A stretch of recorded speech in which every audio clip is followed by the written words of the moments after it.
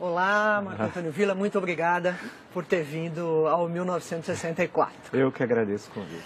Villa, o seu livro, que tem um nome comprido, Ditadura Brasileira, 1964-1985, a democracia golpeada à esquerda e à direita. Decorei!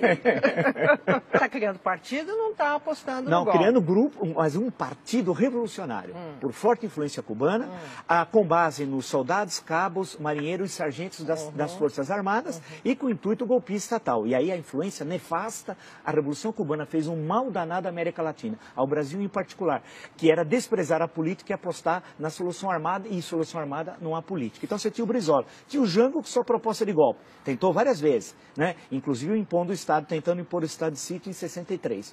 Não conseguiu, teve de retirar a medida. Depois tinha sua proposta de golpe. Tinha a Ligas Camponesas e o Movimento Revolucionário de Tiradentes, que era seu braço armado, que em 62 foram descobertos, a imprensa toda noticiou, 7 campos de treinamento guerrilheiro do Julião com dinheiro cubano. E sabe-se que é dinheiro cubano porque caiu um avião, foi aberta a mala diplomática e lá tinha as provas dessa ligação. O PCdoB manda em março de 64 o primeiro grupo guerrilheiro treinar na China, né? O PCB também apostava no golpe, na velha tradição de 1935. Isso só para falar, eu citei mais de 10, entre direita e esquerda, aqueles que naquela conjuntura apostavam numa solução de força tal. Por isso que a democracia ela era golpeada à direita e golpeada à esquerda. Claro que haviam aqueles, muito poucos, e que não conseguiram buscar uma saída negociada. Um deles, um célebre deputado federal do PTB, Francisco Santiago Dantas, que buscava uma solução reformista e articulada. Mas ele estava muito doente e acabou falecendo em agosto mesmo de 64. Então nós temos uma conjuntura em que levar ao golpe era a tradição. E 64, imaginava-se, quando você vai à conjuntura, que era uma intervenção cirúrgica de curta duração. Ou seja, você tira o presidente, assume o presidente da Câmara dos Deputados, que era o sucessor legal, o Ranieri Mazzilli, ele governa até a eleição feita pelo Congresso em seguida, 10 dias depois, do Marechal Castelo Branco, que no discurso de posse foi muito claro. Disse, o meu mandato termina a 31 de janeiro de 66, que era quando, o mandato era de 5 anos, quando começou o mandato do Jânio, 31 de janeiro de 61, 31 de janeiro de 66, e garantiu as eleições de outubro de 65. E quando nós chegamos a 64, 64 é uma continuidade do positivismo, né? É bom lembrar que a ditadura brasileira estatiza a economia. Estatizou a economia. Por isso que tem gente que não conhece história, que primeiro compara o Brasil à Argentina, a ditadura argentina. Tem que ser preso, chamar o PROCON, preso no sentido histórico, não preso, tem que chamar o PROCON porque não conhece nada de história. Não há nenhuma relação entre o regime brasileiro e o regime argentino. Lá desestatizou, aqui estatizou. Lá acabou com o ensino público do 3º grau, aqui expandiu a universidade pública de 3º grau, aqui modernizou a economia, ampliou, diversificou a economia. Lá a indústria foi duramente, quase que destruída, a indústria argentina. Então, se você for comparar, as bases ideológicas da ditadura brasileira era uma e da Argentina, por exemplo, eram outras. Isso quer dizer que não havia contato entre os governos? Não, havia pouco, muito pouco contato. Há uma carta apócrifa, publicada por Jack Anderson no Washington Post, de uma carta do Figueiredo, tal, que é apócrifo, qualquer historiador lê aquilo, até o Figueiredo assina o nome errado, tal. Pega aquele texto, essa relação, a tal da Operação Condor, nunca existiu com ligação no Brasil. O que há são ligações individuais. Por exemplo, a polícia do Rio Grande do Sul com a polícia uruguaia, célebre caso, Universindo Dias e Lilian Celiberti, né? Então, que era do Partido da Vitória do Povo, foram sequestrados em Porto Alegre e levados a Montevidéu.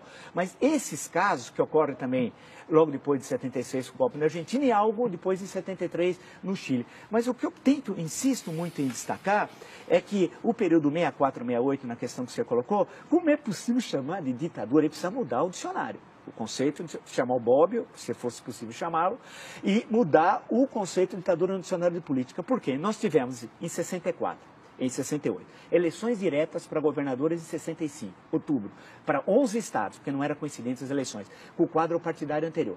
Que ditadura tem eleições no qual a oposição ganha, por exemplo, em 2 estados chaves, Guanabara e Rio de Janeiro. Tivemos eleições em 66, tivemos eleições em 68, que ditadura tem passeata dos 100 mil? Como tivemos no Rio de Janeiro. Você nem começa a fazer a passeata. E teve a passeata dos 100 mil. Que ditadura tem os festivais de música popular que nós tivemos aqui no Brasil entre 64 e 68? Que ditadura tem o movimento artístico, o teatro, por exemplo, que nós tivemos no período teatro de contestação? A interpretação mais comum, vamos dizer, a respeito desses assuntos de outros historiadores que passaram por aqui, é que, por exemplo, em relação à vida cultural, ela foi formada durante o período anterior à ditadura e ela se espalhou ali a despeito do general-presidente. E assim, enfim, em geral, o entendimento... Pois é, mas não teve censura? Muito pouca. O Show Opinião, por exemplo, que é de 64, teve depois algumas mudanças da principal, primeiro foi a Nara, depois a Maria Bethânia e tal. Você teve algumas... É que você combinou, não é democracia. Aí que é necessário ver os conceitos. Nós temos o período 64 a 68, é uma combinação de autoritarismo com resquícios da ordem democrática da Constituição de 46. Então nós temos um mix que explica esse período 64 a 68. Explica, por exemplo, a publicação de romance como Quarupi, do Antônio Calado, né? O teatro, a oficina, a arena e não só.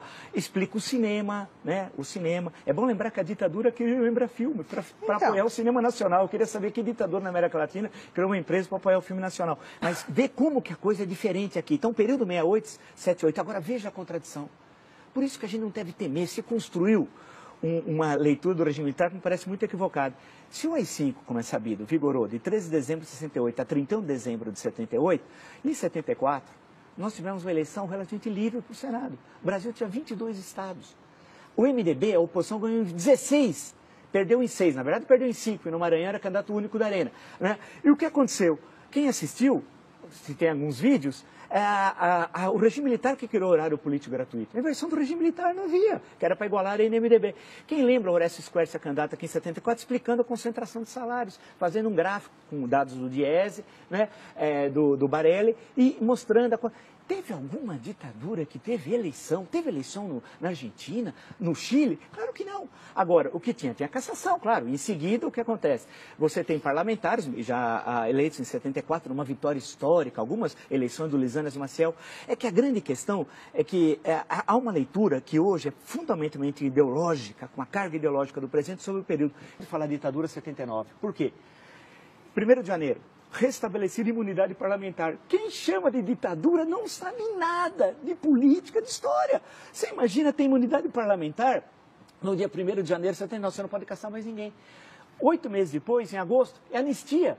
E todos foram libertados. Alguns não foram, mas foram logo depois. Todos. E saíram, tinham cerca de... Eu tenho um número no livro, são 70, 80. É bom lembrar que no Estado Novo tinha 10 vezes mais, quando veio a anistia em 45. Aí, eleição de 82, chamada de ditadura, eleições que você tem 5 partidos, um dos quais se proclamava socialista, Partido dos Trabalhadores. E com a vitória da oposição em São Paulo, Franco Montoro, Minas, Tancredo Neves, Rio, Leão Brizola, não só a vitória, mas a posse. Então, chamar o período de 79 a 85 e em 84, especialmente entre janeiro e abril, a campanha das diretas. Quer dizer... Mas isso já era o fim da ditadura. Mas não é mais ditadura. Tá bom. Okay. Porque não existe ditadura com liberdade, com comício, com 1,5 milhão nas ruas. Não há na história do mundo. Nem na ditadura romana, que tinha outro caráter. Escuta, Vila, você mencionou, enquanto você estava na sua última resposta, que há uma leitura ideológica do período. Sim. De quem é esta leitura e por que ela lê do jeito que lê? Na sua opinião? Olha, e daí que eu acabo diferindo de muitos. Quando vem a anistia, retorna ao Brasil, acaba com o banimento, vem os caçados, exilados, perseguidos, etc. E os que estavam aqui voltam a ter vida legal e tal, né? Por isso que não pode chamar de ditadura. Eu vi o Gregório Bezerra, um dos vítimas logo em abril de 64, né, que a gente podia lembrar, Recife, falando aqui no Largo São Francisco.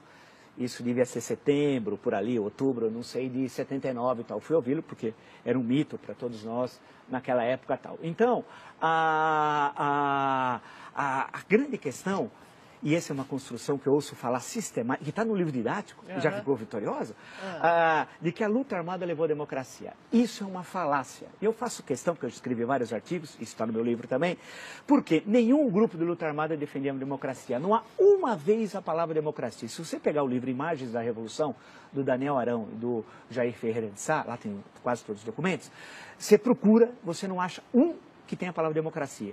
Nenhum documento. Todos queriam ditadura proletariada. A divergência seria cubana, algumas vezes de viés soviético, parte desses grupos não tinham muita proximidade com a União Soviética, ou chinesa, se nós veríamos então o Brasil com os olhos puxados. Essa era a divergência tal. Democracia nenhum. E todos, a ação que eles tiveram aumentou a repressão. Estimularam as ações dos porões e tal. A construção, a luta pela democracia não foi feita por esses que se dizem vencedores. Esses são os derrotados. Os vencedores foram os parlamentares do MDB, que ninguém fala. A luta heróica de vereadores, deputados estaduais, federais, senadores. E eu no meu livro resgato 2 só. Lisanas Maciel, que foi um brilhante deputado federal pelo Rio de Janeiro, e a figura de Paulo Brossard. A coragem desses. Citei 2 como exemplo, que nós tínhamos muitos tal. Quantos não foram? Eu queria alguém ter coragem, em 1970, no interior aqui de São Paulo, abrir um diretório do MDB.